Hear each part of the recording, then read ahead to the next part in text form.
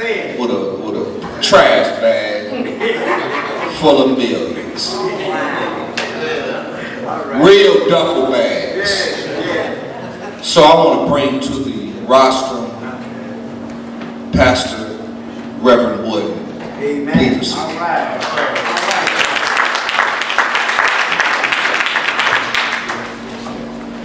Yesterday I worked with, first time Reverend Steve Whitten, the Executive Director of the Men Development Corporation, also one of the members of the concerned pastors that we formed this group to address some of the things in the city. And we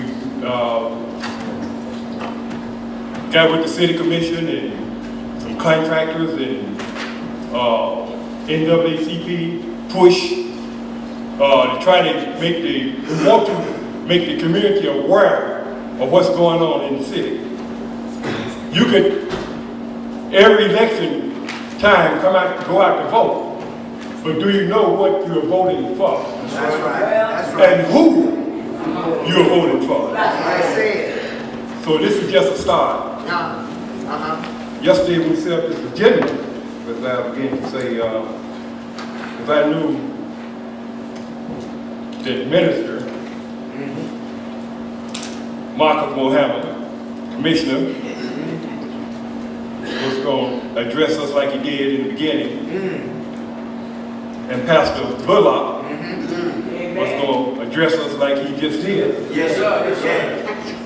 I would have been up front. I would have been the first one. I just have some information. It's on, and to see the agenda is on the NSP2. It says Section 3, local contractors, and also add a little community development block grant in the conversation. Now you probably say, now, how can I speak on NSP2? There should be someone from the city or state speaking on this. I've been involved with NSP2 since day one when it came into the city of Benton. I was part of the Cities of Promise board committee that was meeting every once a month when Mr. was coming down, state was sending representatives down and talking about these funds, when these funds come in and what we're going to do with these funds.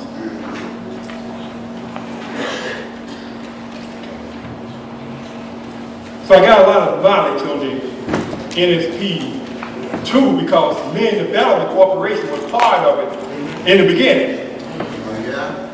When the first plan that they presented, Mr. had gave Men Development a TA to come down to put a 3-year plan together. Within that 3-year plan, Men Developer working with the help of the Mr. Rep, which was Judy Gardner at the time, and the boss, now the director, Mr. Men Development was really awarded $3 million of that money in the beginning. May, when they sent out the RFQs for developers, some kind of way the plan got switched. It went from plan 1 to plan 2. And plan 2 did not include Men Development. Right. The city was awarded $13 million, $711. They split the money because working with NSP2 is the city, all the cities, the communities got the money, and the county land banks. So Berrien County was given half of the money to acquire property and demolish property. Ben Hollow was given half of the money to rehab properties and build new construction. Men Development was one developer that was part of the new construction and the rehab before the new plan. All right, say it with me. The NS2P funds is money. It's original. This money goes way back to Clinton. Obama discovered it when he was doing those stimulus and brought the NSP1, then the NSP2. They got the NSP3 because I wasn't qualified for the 3. So when we got the NS2P1 funds, that was administrated good. All except the part that dealing with the the demolishing and using the Section 3. NSP 2 is completely out of hand. And the money is for to help to improve the living condition in the city of Ben Harbor, not Berrien County. Just Ben Harbor, not the township, not St. Joe Township, just Ben Harbor, to improve the living condition in the city for rehabbing and building new construction, stabilizing the community by rehabbing new construction and demolishing properties. And part of that plan for demolishing and rehabbing and new construction was Section 3 was put in there, a section that would guarantee the local citizens at least 25% of the contracts and the jobs. Guarantee 25% of $14 million. That's not happening.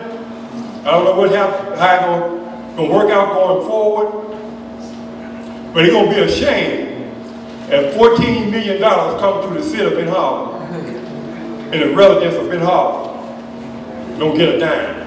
Go ahead, say it. Say it. Tell them. One of the things that have happened, before I get into all the facts, is local contractors, and we have a local contractor in the city that said we're going to have, they go on qualification.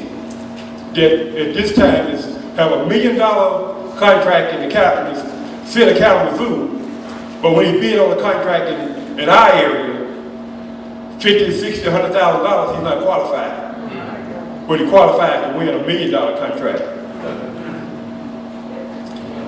And Section 3 also only qualified to 25% for either contracts or the jobs. If you're a violator of Section 3, automatic for the guild that city 10% for training of individuals so they will be qualified the next time. Oh, wow. Say that. Educate us. Go ahead. So we have had NSP 2.1 that passed. Mr. had an audit of NS 2.1. And in that audit it says that the land banks in the state of Michigan had allowed contractors to overbid. Overbid. That's a finding on Mr. When Mr. is found letting something go wrong, Mr. has to pay the money back to HUD. HUD has to be paid back. Just like when the city of Ben Harbor is found in violations, they have to pay the money back through general fund. That's right. Same thing Mr. has to do. They have to pay the money back when violations is found. Now, Berrien County is one of the biggest violators in that Mr. report. Say it's in it. the last journal. I know It's in the journal. I know you're right. Berrien County is one of the biggest violators. Allowing contractors to overbid. Now, the only way that contractors are to pay back that 10% to go into training, Berrien County or any county, any land maker would have to put it in the contract. That contractor would have to give that 10% if they violate. So if Berrien County if they don't put it in the contract, then the contractor don't have to pay it back. Right. Don't have to give that 10%. That's right.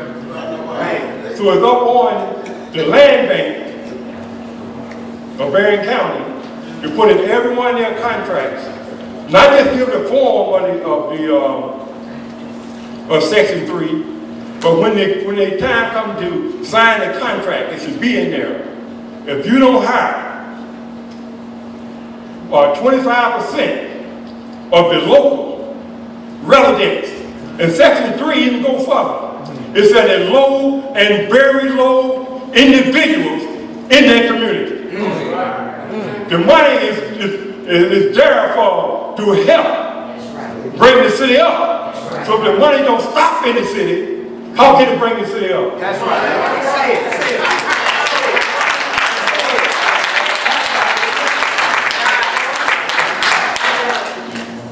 So the old plan that me and development was part of The boundaries was Empire, Cofrac for Pipestone, and Britain all the way back. There was the Target area. That's right. Then it had a revitalization area, which was from Pipestone on back. And then they had the demolition area, which was Morton Hill area. There's an old plan. Come on, now. Tell us about that plan was, RFQs went out, I think the 30th of May, but I got a copy of the new plan, which was the 25th of May. RFQs on the 31st of May, but the new plan was put in place the 25th of May. Old plan hadn't even completed. It hadn't been done away with. Yeah. And it already approved the new plan. Yeah. The new plan included a new area. All right. And the new area was called the Harbortown area. Whirlpool, still in the game. The Harbortown area. And in that new plan, it talks about how in the Harbortown, the reason they did the Harbortown area, it says that they created an area that was single-family new construction units in a shore-ready development anchored by a whirlpool in downtown Benton Harbor Shores.